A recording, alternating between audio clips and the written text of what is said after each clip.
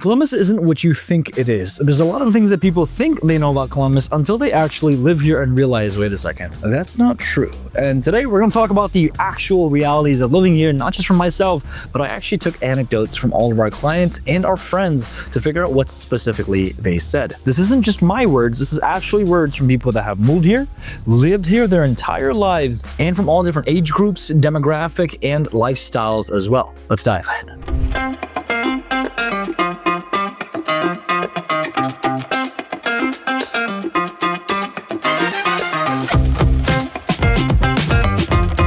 Look, Columbus's tech jobs grew 22% recently, with companies like JP Morgan Chase offering salaries up to $315,000 for top positions. Over 50,000 tech professionals and positions are projected by 2026, and software engineer roles are anywhere between $120,000 and $170,000.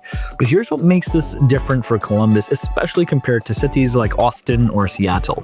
You're not paying West Coast prices for the opportunities. Cost of living is approximately 40% lower than Silicon Valley, which means a $150,000 salary here buys you a lifestyle that would require $250,000 in San Francisco. The timing advantage of this is actually real. Major companies like Wells Fargo are building new hubs here, hiring over 350 roles, with startups like Asset Watch bringing $38 million, Andrew bringing over $5 billion in investments, and fundamentally changing the way that people are seeing the region. When Intel fully ramps up by 2030, competition for talent is going to spike. But right now, there's a window where you can negotiate better offers, lock in housing at current prices, and position yourself before everyone else catches on. What does this mean for you specifically is, well, if you're in tech, finance, or data, Columbus offers rare upward mobility. I know for a fact that companies are building specifically here over San Francisco because of number one, talent cost, and overall operational cost as well. That means you're not competing with over 10,000 other candidates, you're competing with maybe 50. And if you're considering starting a business, Columbus has the infrastructure for that. I run a small page called The Columbus Report. I'll put it right here. The love, the support, and honestly, just the kindness that people have shown us here is incredible. And it's the same way with any business. Like, I have a lot of first-hand knowledge because, well, a lot of business want us to showcase them. They want us to talk about them on the Columbus Report. And I understand how many businesses are coming here left and right. And let me tell you, compared to what most people think, it is an egregious amount. And it's not just small mom and pop shops either. For example, just last week, Hims and Hers and another clothing company from the UK made this headway. Amazon just opened up another center, and they've got more and more companies coming here left and right. It's really cool to consider all these things, but at the same time, this brings on to something else as well. Something that's not as pretty. Because when more and more companies come here, when more and more spaces get used, they require energy. But here's something that's not going to show up in Zillow's listing. The fact that Columbus has 120 data centers, 63% of Ohio's total. That means that starting in 2027, your electric bill will jump another $36 a month, your water $10 a month, gas $22 a month, and that's roughly $800 a year. American Electric Power stopped accepting new data center applications in 2024 because the grid literally couldn't handle any more stress. The grid operators warned us about potential capacity shortage, which could occasionally mean rolling blackouts during peak demand. That's not a good thing, and people are saying that our electrical use could be the same as Manhattan's by 2030. We're Ohio, we're not New York City. These are not good things, especially for the locals that are living here or the people that are looking to purchase properties. However, there is a smart play. This isn't a deal breaker, it's just information that you need to factor into your budget. If you're house shopping, ask about proximity to data centers, New Albany, parts of Hilliard. Consider locking in fixed energy suppliers now before the 2027 rate adjustment. And if you're building or buying, solar panels just became a much better ROI than they were just 2 years ago. Look, here is the bigger picture. And this is what happens when a city grows faster than the infrastructure. Temporary friction while systems catch up. Columbus is spending $2 billion on a new water treatment plant. That takes time. Just know that utility will cost more here than your friends who moved here in 2020 are paying. All of these things you absolutely need to understand. If you want our team's help with them, obviously give us a call, shoot us a text. As local agents, this is what we do for a living. But let's talk about this and combine this with topic number 3. Columbus needs houses. That's for sure. And this is actually something that a local told me, which was really interesting because once we specifically started doing the data and the research, it told us something else. Columbus needs an additional 100,000 housing units, and we've been building 5,000 fewer per year than needed for 15 years. That, my friends, is a lot. And median rent has climbed up 34% from 2017 to 2022 compared to the 29% nationally. But look, there is always silver lining. Intel's delay created a temporary renters market. Developers built thousands of units in New Albany and Licking County expecting Intel workers in 2025. Those workers aren't here right now, or at least until 2027. Right now, you're seeing 2 months free rent deals on brand new apartments that were supposed to be filled. The strategic move is if you're renting near the intercorridor, negotiate hard. Free parking, reduced deposits, waived amenity fees. Landlords, they're motivated. But don't sign that 24-month lease just yet. Because when Intel ramps up, rents will spike 20 to 30% and you want flexibility. For home buyers, the average Columbus home right now sits at $341,914. That's still accessible compared to most other metros. Neighborhoods like Franklinton, parts of Linden, and other areas that are building near the Intel development projects are still underbuilt relative to demand. They're not going to be cheap forever, and in 10 years, you're going to be at the next Short North or German Village. If you buy now in those areas that are currently transitional, but near job centers, you're positioning for significant appreciation. Honestly, I say this to all of my friends as well. Where specifically you should be looking to purchase investment property, look at it. Think about it from this perspective. When 270 was being built, the upper corridor, we're talking in Dublin, New Albany, and Powell, well, people moved there because it was quote-unquote cheap. Now look at the average price there. Dublin's $520,000, New Albany is $680,000, and Powell is sitting at that $500,000 mark. Where is it not that? Well, it's not the north side. It's down south. The average price right now down south from the 270 corridor outside of it is $250,000. What do you think is going to happen when Rickenbacker grows more and more as Andrew starts producing more and more? What's going to happen to the west side as well? All of these things you need to factor in, and honestly, these are places and considerations that we speak with our clients every single day about. Where you're positioning yourself is going to determine how much money you make from appreciation and honestly how happy you are overall. Because the income reality for this, it's prevalent.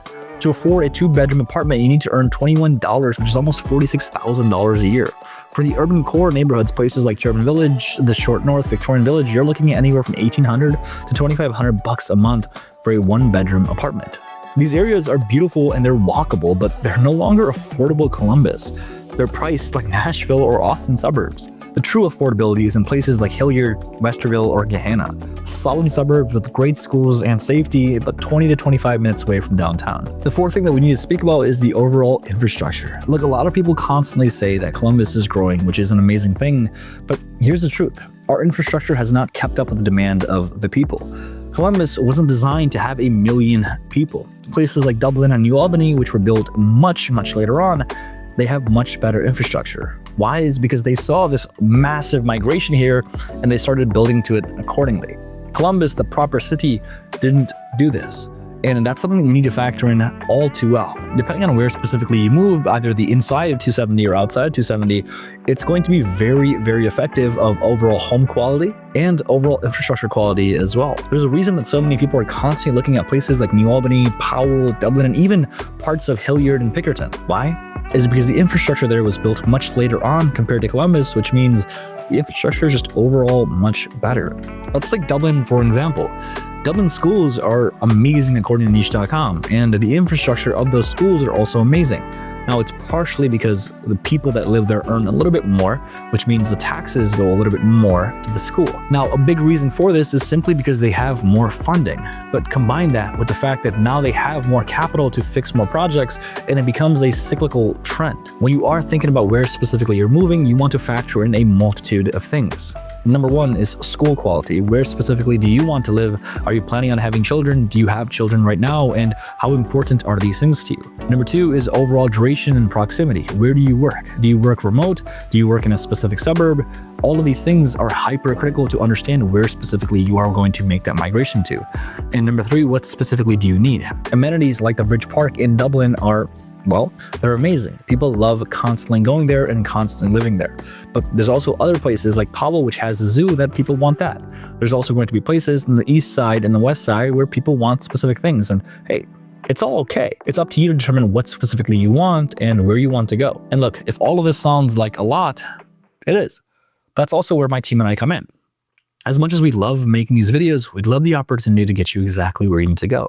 And if you are thinking about making that move to Columbus, Ohio, please do not hesitate to reach out. All of our contact information is down in the description below and pinned to the top of the comments. As much as we love making these videos, we love it when you guys reach out. I had one of you guys actually, my video was playing in the background and I got super nervous, but that was super duper cool. And Shout out to you, man. But hey, let's talk soon about making this place home. There's something about Columbus that most people need to understand. This spot was built around OSU. Ohio State, the Ohio State, please forgive me, is inescapable. 66,000 students, 45,000 employees, and 100,000 people in a stadium on game day. On home game days, Saturdays, 7 per year, expect traffic paralysis near campus from 8 to 8. If you live in Clintonville, Victorian Village, Italian Village, or Grandview, add 90 minutes to any cross-city trip on game day. But here's the flip side. Bars near campus do 40% of the annual revenue on those 7 Saturdays. The entire metro economy is tied to OSU, though OSU brings in over $22 billion a year. If you're networking, building a business, or job hunting, OSU connections are currencies.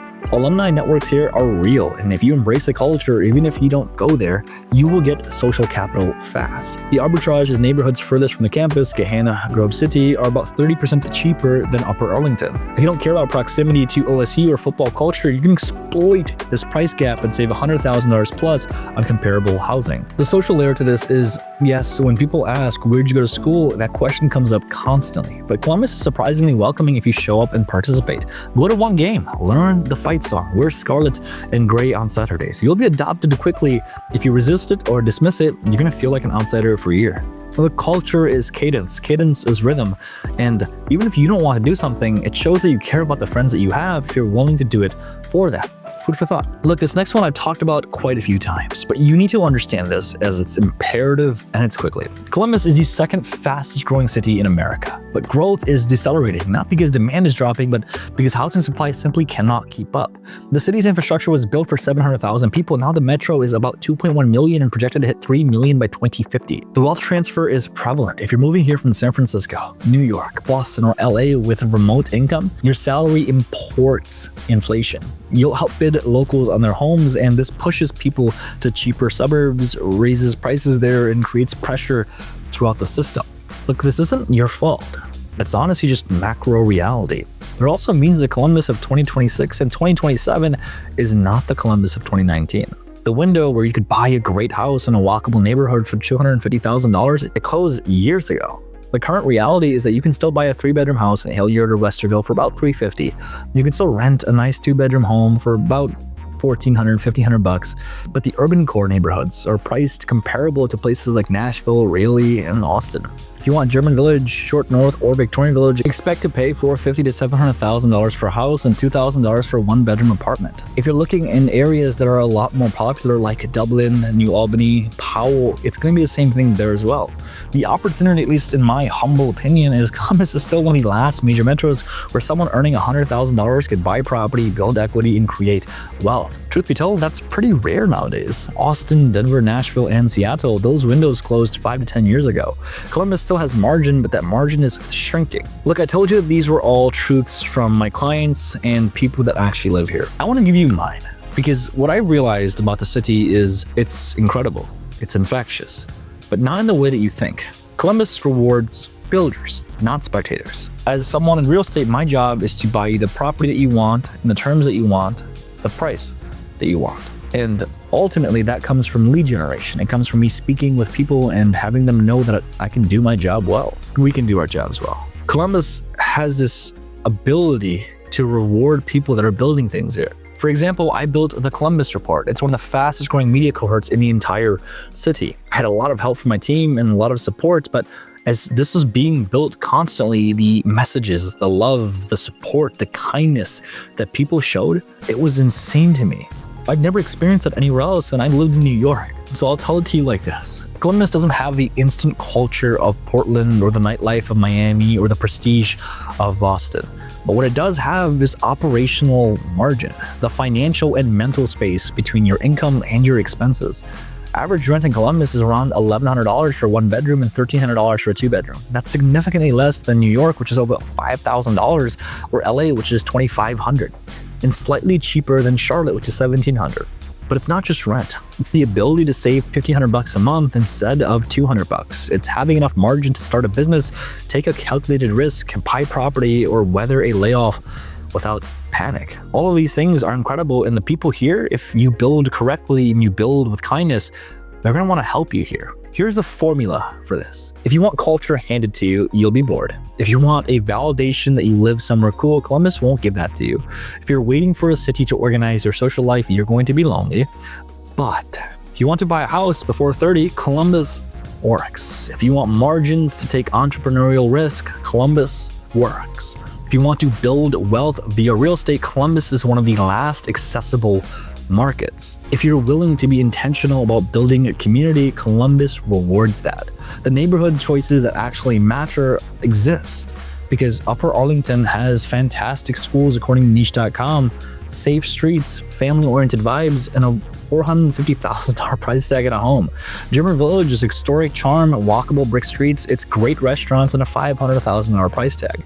Clintonville is tree-lined streets, it's affordable, it's close to OSU, there's coffee shops, there's young professionals with $350,000 homes. And Dublin is modern, it's growing, there's new construction, there's great schools, there's Bridge Park, there's nightlife, and $500,000 homes. Worthington has historic downtown, it's got the farmers market, it's got family-friendly vibes, it's safe. It's got a $400,000 price tag. Gagan, it's historic East Side community. It's less expensive. It's under the $400,000 median price range, and it's 15 minutes to downtown. I say all these things because I want to show you there's all of these options that exist. Columbus isn't a one-size-fits-all. It's, hey, here's this entire pie. You pick which flavor you want to eat. Look, here's one question that I want you to think about. Are you trying to escape to Columbus, or are you trying to build here? Because if you're trying to escape, look for a cheaper, easier place to coast. Columbus might disappoint you. It's not necessarily quiet anymore. It's not staying cheap. Growth creates friction and the infrastructure lags behind demand. If you're building, if you want a place where you can actually afford to take risks, buy properties, start a business, raise a family, or build wealth, Columbus is one of the best bets in America. The city won't wow you. It won't give you Instagram moments. It won't hand you community or identity, but it will give you space, financial space, mental space, and physical space. Build the life that you actually want. And in my opinion, ladies and gentlemen, I have lived in America for 15 years. And right now, that space is the rarest commodity in America in 2026. The window is open, but it's also closing. Columbus of 2026 isn't the Columbus of 2016. Columbus of 2036 is going to be completely unrecognizable, and you can see why. If you understand that operational margin is more valuable than prestige, that building beats coasting, that wealth is created in markets right before they tip, Columbus is where you need to be. Not because it's perfect, but because it's possible. Hey, if you are thinking about making that move here, all of our contact information is down below. Let's talk soon about getting you home. If you're not quite ready just yet, perfectly understandable, I actually made a master video, a video that encompasses every single thing about living in Columbus, Ohio. Please watch it. That video is right here. Check it out, and I'll see you soon. Peace.